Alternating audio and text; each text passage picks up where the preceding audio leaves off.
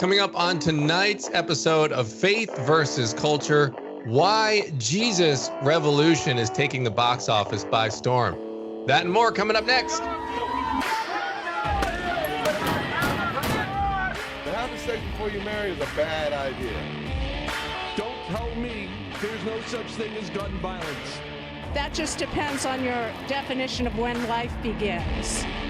There are problems of sin and habit that cannot be solved outside the person of our Lord Jesus Christ.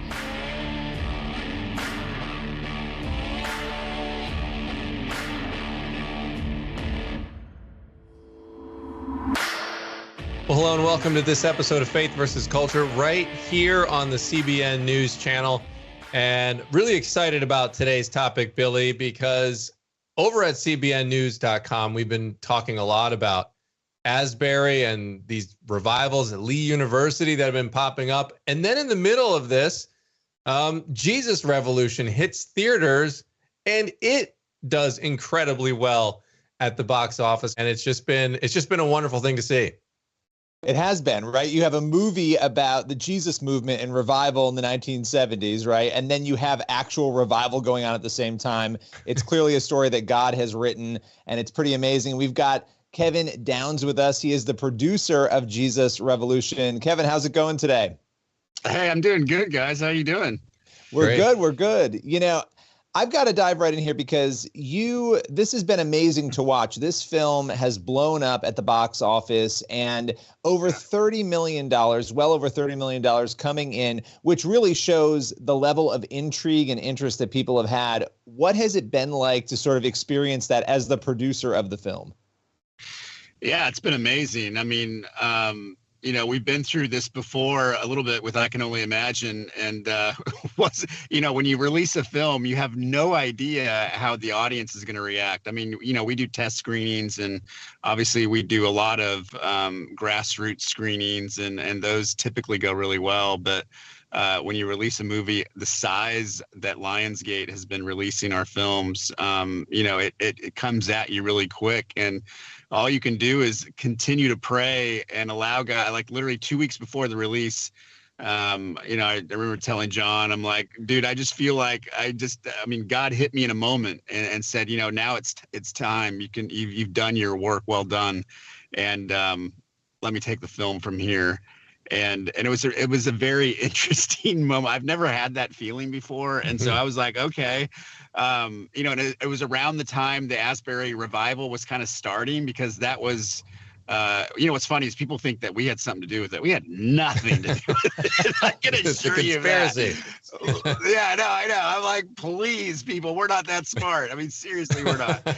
And so when that started, I was just, I was talking with Alex Kendrick and he was blown away. And he's like, man, you guys just like literally just allow God to just take this from you guys. And I felt that peace in my heart. And I was just like, I remember praying like, Lord, just take this film. It is now yours. Whatever happens, happens. And that was 2 weeks before the release. And so, you continue to do interviews and whatnot, and you go into it, and then you see what happens, and just the sheer volume and number of people that have come back to the theater, and we're seeing videos of like revival going on in movie theaters. We're seeing, prayer outbursts of prayer and worship happening outside of the theater or inside the auditorium after the film, and it's just so encouraging because literally that was our heart. Our heart was to be able to make the film and something like this could happen. I mean, we had no idea revival would break out in college campuses. That certainly wasn't a part of our plan, but God had a bigger plan for the film. And, we really felt his presence throughout the making of the film. There was just miracle after miracle of things that shouldn't have happened the way they happened. And God continued to just kind of guide the path of the film and a lot of the creative and it was just a beautiful thing to just be a part of and witness, almost unlike any other film that we've made in our history together with me and John and Andy. That's great. And Kevin, there's an interesting aspect of this that I'm seeing with the critics and just people who have watched this film. And Christian movies oftentimes just, they'll get dismissed or criticized by, the mainstream reviewers and people because it's overtly Christian, and they kind of feel like it's preaching to the choir. You guys have pulled off a movie here, which essentially is very evangelistic, yet it also has an appeal greater to that, to anybody who just likes movies and likes a good story. How did you guys manage to walk that line? Yeah, it's a tough line to walk, you know. I mean, first of all, we wanted to go right at it, meaning, you know, it's hard to tell a story about revival without kind of going right at it. And Right. and that starts with the title of the film, Jesus Revolution. Yeah. And, you know, I give a lot of credit to our partners at Lionsgate. I mean, not once did they ask us to change the title. And, you know, and to go with that title was, I think, a very bold move on their part. We had obviously no issue with it. And we're just like, oh, this is the title of this movie. It has to be. I mean, it just doesn't make any sense for it to be anything else. And they were like, yeah, we agree with you. We're like, really? It was just kind of a surprise. And you know, and then you get into the film, and to be able to like have the baptism sequences filmed the way that, you know, that John and Brent shot them, you know, was just something we've never been able to do before. Number one, because our budgets, you know, ever since signing with Lionsgate, our budgets went up.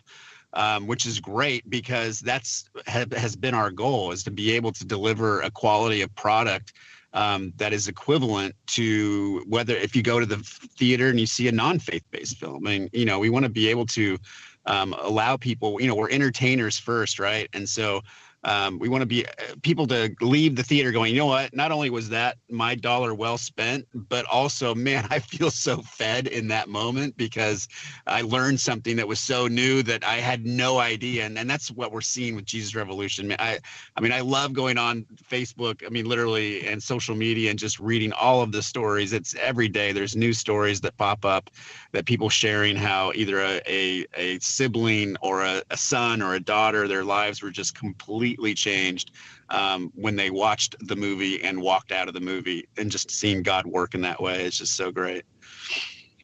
You know, you talked about a couple of things, the feelings you've had about this that were different spiritually, this movie. Also, I know there were real life baptisms going on. You talked about those baptism sequences. It's really fascinating seeing the stories of these people who are extras. They're in the film and they're actually getting baptized. Greg Laurie's in the water baptizing people for real as you're filming this scene. I mean, what do you make of that? What do you think drove that authentic experience for so many people? Yeah, no, that's a good question. I mean, it starts from, you know, how we shot the film. So we shot about 3/4 of it in Alabama, and then the last 10 days we're in Southern California. And so it was important for us that the baptism sequences happened at actual Pirates Cove in Newport Beach, California. And so, which was not an easy thing to pull off. And so we got the city to give us 3 days to be able to shoot all those sequences. And we did it, I think, like during the first week of March a year ago. So it was about a year this time in Southern California, which if it was this year, it would have been like 25 degrees, you know, outside, and the weather was just really cold this year. And so we were wondering how are we going to pull these off? And, you know, so we ordered like 25, 30 wetsuits just to have like actors and featured extras and some of the crew that were going to be out in the water. That was kind of the plan, but we really didn't have an idea for it. And so as we got through Alabama, and then we started to make our way into the California sequence, all of a sudden you know, you're watching the weather every day, and this heat wave starts to descend on Southern California. And as we got into day one at Pirates Cove, it was 95 degrees on the beach. It was unbelievable. It was so hot. And so we threw all those wetsuits away, and you know, the people on the sand, I mean, I didn't even have shoes on. I mean, it was like literally a warm summer day in Southern California, and it's like March 1st.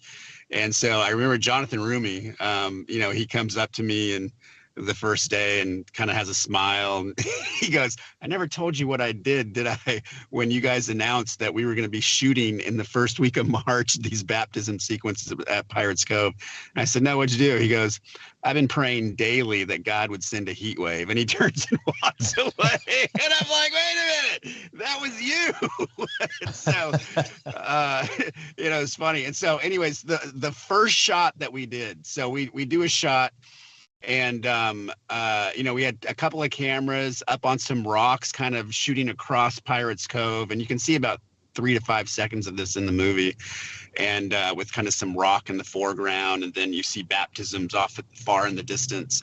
And, there's like 300 people on the beach, and there's 2 lines of extras that are kind of going out in the water, and Jonathan's out there. And then we had another pastor that had done it, actually during that time period. Is kind of a cool thing.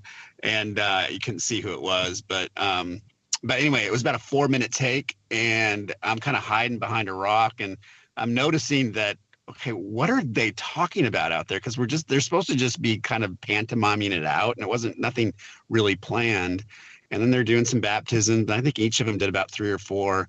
And then we all cut. And so both Jonathan and Dave, the other actor that was out there, they start walking in. And I remember Jonathan had this big smile on his face, and he goes, "You'll never believe what happened." And I'm like, "What?" And he goes, "I just baptized people for real." And I'm like, "What do you mean you baptized them for real?" And he goes, "Literally, like this woman just asked me, can you like pray me through the sinner's prayer and then baptize me for real as we're doing this?" And then the next person did the same thing, and the next person did the same thing. And I was like, "Are you kidding me right now?" And he goes, "No, literally, it totally happened that way." And he goes, "It's a good thing I had Greg literally walk me through actually how to do this." So it was just an amazing thing. Both of them did it. They were baptizing people for real as we were shooting. And it was just kind of spontaneous in the moment. Then little did we know, off to the side, over in the other part of the cove, real Greg Laurie is baptizing one of the actors, because for real, literally. And because he was like, "Greg, I'm moved by this moment right here and my life. I just need Jesus in my life right now. And will you pray with me that Jesus will come into my heart?" And he did that. And then as they were done with the prayer, he goes, "And will you go baptize me out in the water?" And Greg's like, "Yeah, let's go do it."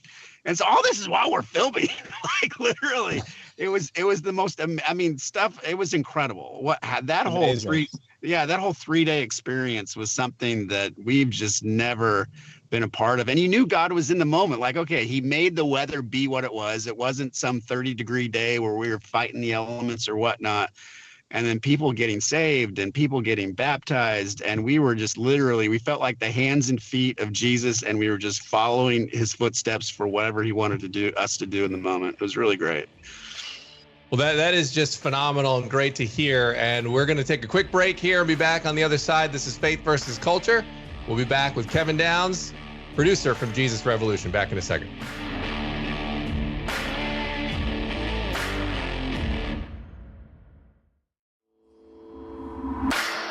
All right, we are back here on this episode of Faith versus Culture. We are talking to producer Kevin Downs, who was, of course, producer on the Jesus Revolution, just having fantastic success right now. And we're just talking through some of the stories, and really encouraging to hear everything that's going on surrounding this film.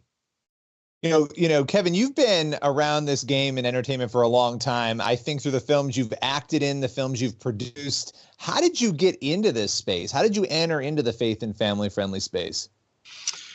It feels like about 5 lifetimes ago, literally.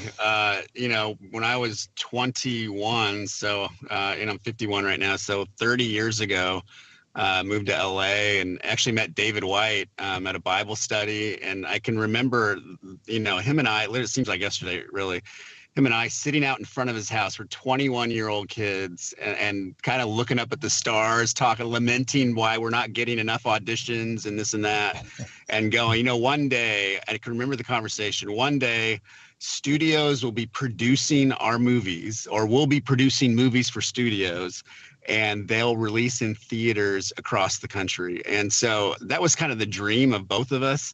And we both figured out a way we didn't figure out a way, but God figured out a way to make it happen. And I don't think in either one of us' wildest dreams did we ever think it was possible to be at the scale that it currently is. It's just such a gift. It's such a blessing. And totally God. I mean, if you think about it for a minute, these movies that we're telling are so specific, and they're so God-centered, and they're so, Jesus is all over them. And to have Hollywood studios to finance them, and meaning the productions and the marketing, and get behind the filmmakers in such a way that like Lionsgate gets behind myself and John and Andy, and allows us to make the films that we want to make, is just something that only God could open those doors, right? I mean, there's nothing that we can do to open those doors. And so I just feel like I'm the recipient of a true gift that God has given me in this time period as a young kid at 20. I mean, people ask me all the time, how'd you get into this? And I said, man, a lot of it started with prayer. I mean, literally the first movie I ever produced was with David White, and we started every day in prayer that God would literally give us the wisdom to be able to get through this and figure out how to produce a movie and get it made. And that's kind of been the process throughout all the films in my career. We only want to tell stories that God wants us to tell, because if they don't impact people, then in my opinion, it's too hard to make a movie. And it's like, it's a waste of time. I'm like, what's the point of that if it doesn't really do what its purpose what it can do, for people. Yeah. Hollywood doesn't have the best reputation when it comes to Christians. I mean, what is your perception of that? I mean, you're someone who's been in and around Hollywood and production studios. What's your take on the whole how Hollywood treats Christians and Christian audience as well? Yeah, look, Hollywood is a business at the end of the day. I mean, there might be some studios that, will shy away from certain agenda-driven topics, but that's certainly not the case in our experience. We've done films with Sony and Lionsgate, and I've done a film with Fox as well. It's all a business. At the end of the day, it's a business. These companies need to make money. They're publicly traded companies. They got to make money. And so if you've got a product that can sell, they don't care about what your agenda is. I mean, that's been my experience. They don't care at all. They'll be like, go Jesus. I mean, they're like, great. I mean, they're not trying to get us to change to their ways or any of that stuff. I think so much of that stuff is a myth, or either it's before our time. That's possible. Like, meaning people probably experienced it. But I think since this has become such a big piece of business for Hollywood studios, our experience is they don't want to get in the way to mess anything up. And what a gift that is. Like, God has truly opened the doors to get us in that position. And I know the Kendricks are in the same thing. Like, Sony doesn't want to mess with them. Like, literally just make the movie that you guys want to make, and we will support it and get it out there. And that's been our experience as well with Lionsgate. Yeah. I mean, at the end of the day, this is why it's so important, though, for Christians to show up to these movies. That's too, right? Because showing that there's a demand for it, which I think we've seen with Jesus Revolution. There's a very big demand for it. Kevin, as we kind of round out here, I wanted to ask you, I've been asking people this question a lot. I think it's an important question about legacy. You mentioned 30 years you've been at this, right? So at the end of the day, when all is said and done, what do you want your legacy to be in this space? Yeah, I want my legacy to be, we're kind of seeing it play out with Jesus Revolution, and you hit on a good point, which is the more people, in fact, I gave this speech in a theater in Kona, Hawaii 2 nights ago, the more people show up, audiences are helping with their $6 ticket, their $12 ticket, whatever it costs to get in a theater, to actually get this film out to other countries around the world. And so Lionsgate and our partners at Sony recently announced that Jesus Revolution, because of the success that we've seen in the United States, we're having theatrical releases in Australia, New Zealand, and Singapore, and Indonesia, and there's going to be a lot more countries that are going to be announced. But that happened because people here rallied around the film and supported it. But how exciting it is! I mean, I've been to all of those places, and I'm like, I can't even imagine the ministry that's going to happen with people in those countries. They're going to walk in and witness this film. It is going to be something that, it makes me want to actually fly to some of these places just to be a part of it, because that excites me. I mean, that's the legacy that I want to leave, is that the films I make have a lasting impact that possibly change people's lives forever. Wow, praise God for that. And praise God that this movie is doing so well and helping towards that end. So it's fantastic stuff. And Kevin, we really appreciate you stopping by here and talking about Jesus Revolution with us here for a few minutes on Faith versus Culture. Hey, thanks, guys. It's been a pleasure, really. Anytime.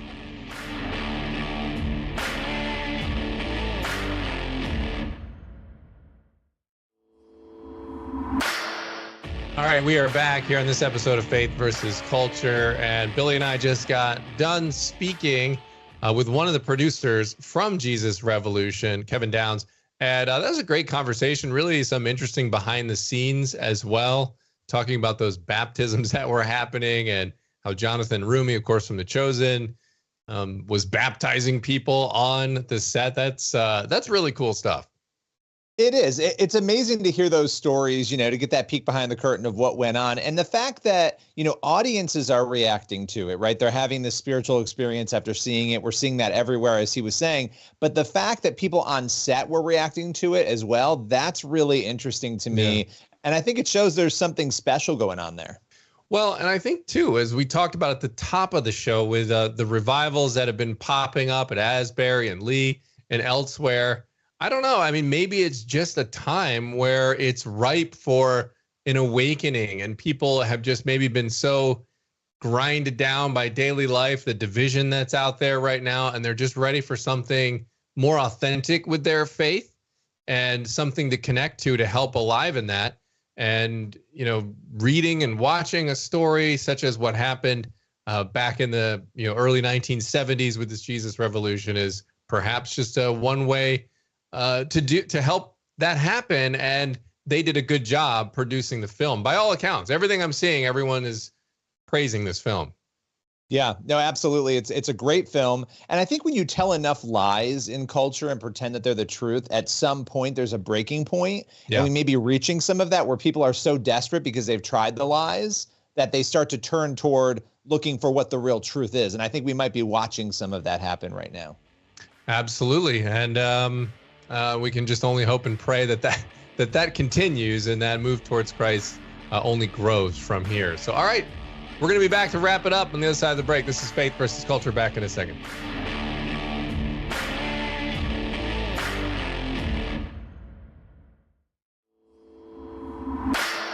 All right, that is all the time we have for this episode of Faith versus Culture. As always, thank you so much for being here. We'll be praying for you throughout your week.